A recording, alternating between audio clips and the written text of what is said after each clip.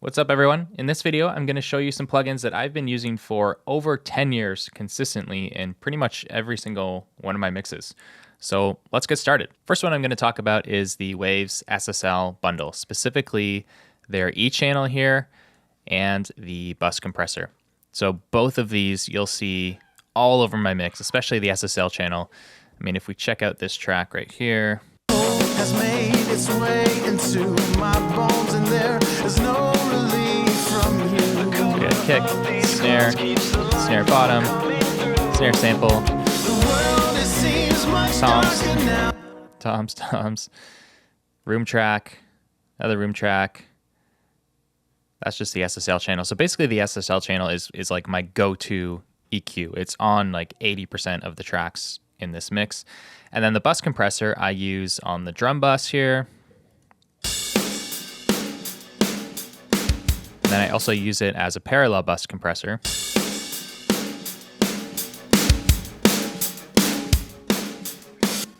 And finally, I use it on my overall mix bus as well.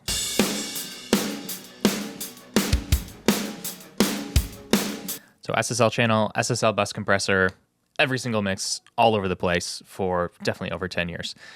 Next one is another Waves suite, and it's the CLA Classic compressors. So I've probably said it before on this channel, but Crystal Art Algae is definitely one of my favorite mixers ever. And these compressors that are modeled after his compressors and his actual hardware rack are just awesome. Especially the 1176 is what I use the most. So you'll see it on my snare track here.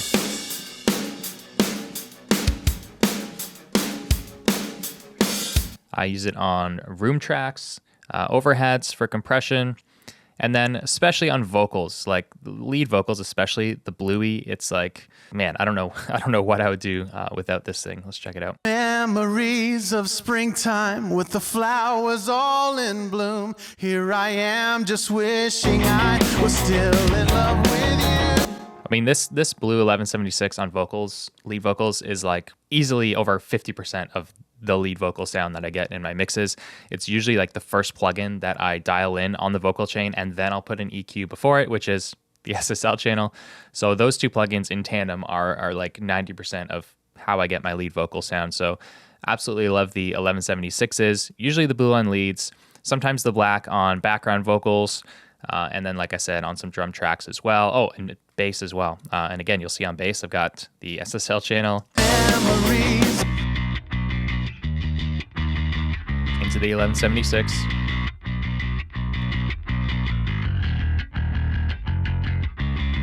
And then I also use the CLA 3A from the same classic compressors bundle from Waves. I really love it on electric guitars and acoustic guitars.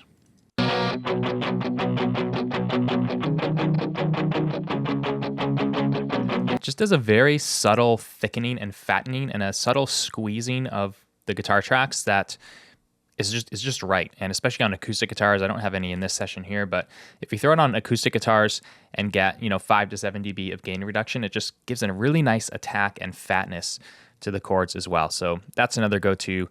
The CLA 2A that's in this bundle, I typically don't use. It's pretty rare that I use it, but occasionally on strings or something like that, I'll throw it on. All right, now let's get into some really old classics, again from Waves. First, the L1.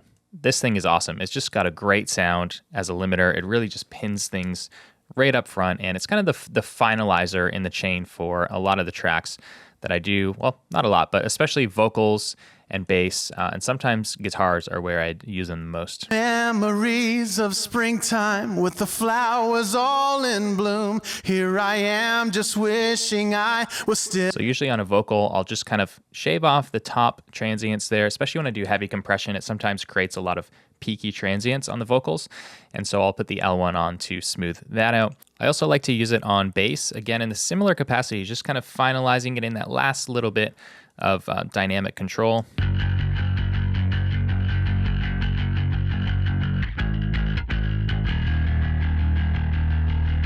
And then in some cases, I'll use it a little heavier, like on keys or piano, if I need something to just really be stuck somewhere in the mix. Now, I didn't use it in this mix, but I'll show you what I mean anyways.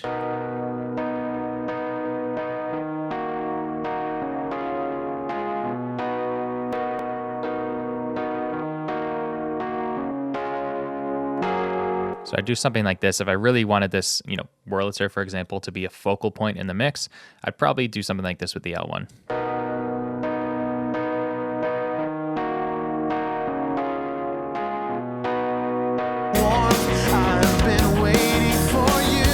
Just to make sure kind of every note, every chord was really stuck right up front there. Now, along with the L1, it's a really old plugin. I actually don't know how old, but man, it's probably got to be like 20 years old or more. And I just stick with the classic interfaces. Like they recently updated the interface like this. I don't know. I started like in the early 2000s, right? So this stuff is like, I don't like that at all. I'd much rather see the old school gray interface here.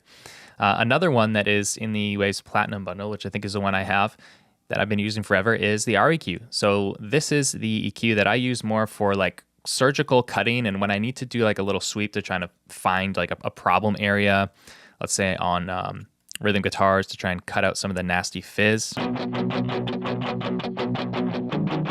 Let's hit some chords here.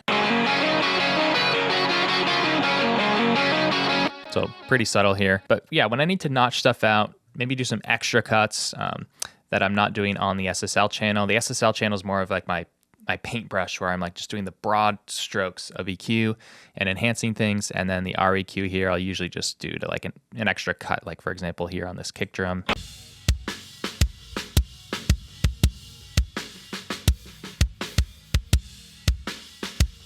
I'll sometimes use it on like overheads. It's kind of just like my quick EQ when it's more I'm just trying to fix something, which is not as common as like when I'm trying to enhance something with the SSL channel, but this is kind of my fixer EQ. And then same thing with that I said about the L1. I mean, they updated the interface here, and then they added in this frequency graph.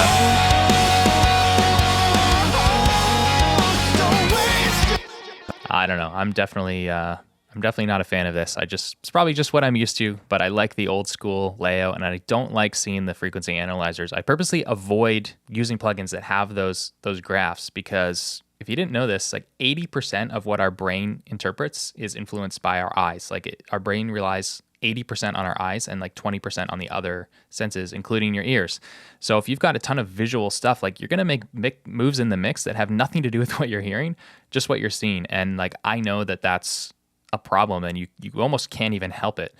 It's just like a subconscious thing, automatic thing that happens.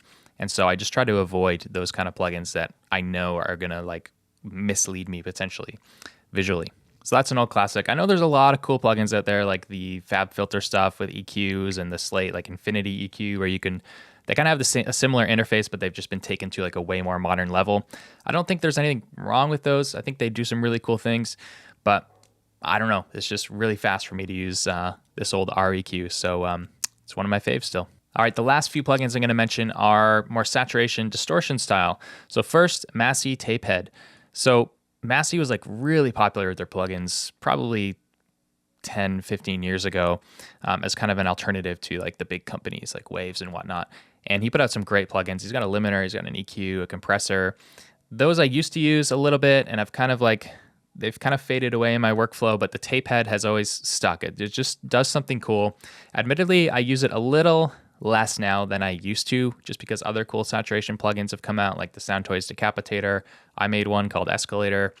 So there's a lot of different options out there, but the TapeHead still does something special and is incredibly useful when I need it. I really like it on kick drum to fatten it up, especially after I take out a ton of like mid-range, like the big classic scoop on a kick drum. Then the TapeHead just like thickens it up in a really nice way. So kick is where I most often use the TapeHead plugin. It's still part of my mix template. And then the other places I might use it, sometimes on bass if I want it smoothed out and beefed up in kind of a darker way.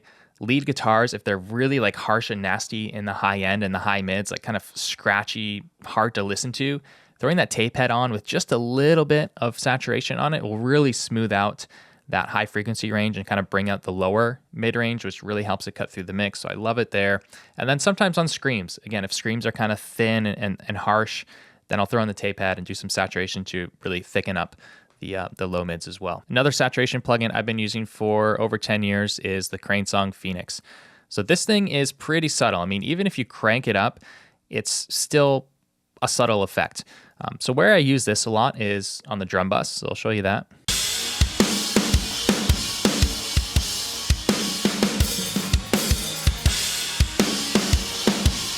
Maybe I'll crank it up so you can hear better what it's doing.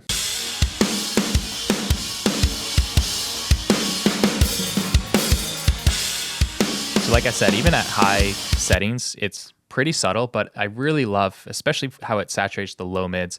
Typically, I'm using the iridescent, which is a low mid kind of saturation, or the dark essence, which is even a little fatter and more aggressive. So in the drums, I'm often like making them really bright and punchy, right? So I'll throw on the Phoenix on the drum bus to just kind of bring back some of that fatness and beef in the drums. And then I also like it on bass guitar in the iridescent mode to fill out the low mids. I didn't use it in this particular mix on the bass, but I did use it on the guitars. See, like I said, the iridescent mode here. Let's check this out. I really love this on guitars.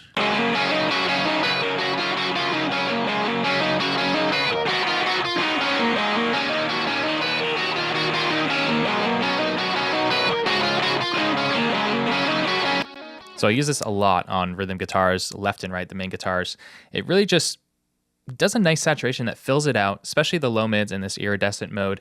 It's almost like boosting the low mids with an EQ, but it does it in a way smoother way using saturation instead of just, boosting 200 or 300 hertz on guitar. Like, it's hard to do that to make it sound really good. But if you use a saturation plugin like this, it sounds really nice, and you don't get any of that top end harshness that you might get from other saturation plugins. So really great at thickening up guitars and sometimes bass as well. And I often use it on vocals too. I think I use it on one of the lead vocals here. Yep. Don't waste your breath, just hold it. Phoenix is my plugin where I'm like, I'm happy with the tone and the sounds of the track here, but I just want it to take up a little more space and subtly just be more of what it already is. I'll often reach for Phoenix. And that plugin is, I think it's still pretty expensive. I mean, I know when I bought it, it was TDM only, like the old Pro Tools HD systems, and I think it was like $500. Like, it was hard to pull the trigger on that one. But man, I've been using it ever since. I'm glad I did. And now they've updated it for the newer systems. I think it's a little cheaper now. Occasionally goes on sale. And still at a couple $100, it's still more than worth it. It's been a classic for a long, long time among pro engineers and mixers who have been around for a while. So definitely recommend checking it out. All right, there's one more I'm going to mention, and it's not really a plugin to be fair, but it's Heat. It's the built-in saturation in Pro Tools. I think it was actually designed by the same guy who created Crane Song Phoenix. So this is a saturation that goes across all the tracks in your mix. You can see at the top of Pro Tools here, you've got Heat. I don't think I've bypassed it anywhere, but you can bypass it per channel. I typically just leave it on pretty much everything, sometimes not on guitars. It can get kind of nasty, but I'll turn this on right at the start of the mix. And my typical settings are 2 clicks to the left and 1 click to the right here.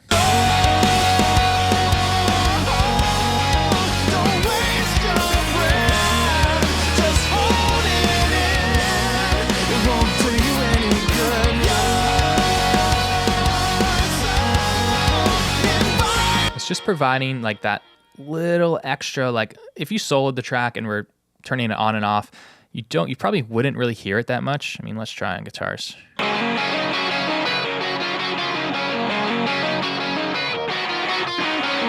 It's a little bigger on guitars. Let's hear a vocal. Don't waste your breath. So very subtle, but that all adds up on, track to track to track into just filling in some more of those gaps in the mix to just glue it together a little better. So I've been liking Heat for a long time. Now, there was a period of time, I think around 2015, 2016, actually when I mixed the Nick Johnston record, I didn't have Heat because I had gotten rid of my Pro Tools HD system and gone to a native system. And for a while, there wasn't Heat on native systems. So I actually mixed a few records or songs without Heat at all. So honestly, I was a little nervous at first, but it wasn't a problem. So if you're not a Pro Tools user or you're a Pro Tools user without Heat, which I think they include it in everything now. But again, that was another upgrade that was like $500 back in the day, and now it's totally free. That happens a lot, but whatever, it's all good. But I just want to say I've definitely done a bunch of mixes without heat. Usually I might end up driving some saturation a little harder or using more saturation across individual channels, but don't overthink it. You don't need something like this in order to mix. You'll just kind of be guided by what you're hearing and your instincts anyways. So there you go, a bunch of plugins that I've been using for over 10 years. These plugins have stood the test of time. And look, I know there's kind of a culture around plugins that I've kind of spoken about a few times, and people have different opinions. I think plugins are way underpriced today. You know, the $10, $20 plugins, $30 plugins. It's like, these are professional tools. Like, you know, if you could tell me that the SSL channel was $30, I'd be like, what? That's insane. But it is now. But again, 10 or 15 years ago when I bought it, I think it was like $1,000. I think I paid $1,000 for that bundle. And let me tell you, it was worth every single penny because I've been using it for 10 years. Like, if you do the math on spending $1,000 over 10 years, like it's not that much, right? Especially when you're doing this professionally and you're using it day in, day out in tons of sessions. I don't really cheap out on plugins. I'm okay with spending good money on them if I know it's going to improve my mixes, and if it's really doing something I like. So hopefully you guys enjoyed this video. I've got another one coming up soon that is going to show you a few plugins that I used to use all the time that I actually stopped using and replaced with something else. So keep an eye out for that one. If you're watching later, we'll pop it up on the screen here. Until then, take care.